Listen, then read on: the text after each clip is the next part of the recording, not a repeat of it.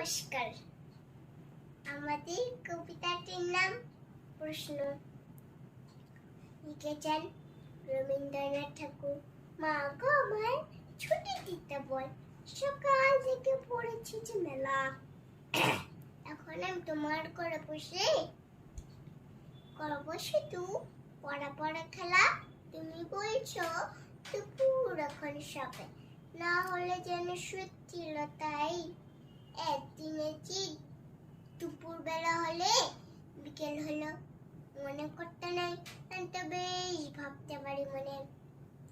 সত্যি টেরে গেছে মাঠের শেষে, বাগদি বুড়ি চুপড়ি হাতে নিয়ে শাক তুলছে পুকুর ধারে সে। আদার হলো মাদার গাছের তলা, কালি হল নদী খিচুর। হাটের থেকে সবাই লাফিয়ে মাঠের থেকে চাষির দল, মনে কর্ণ উল্লো সাজে তারা।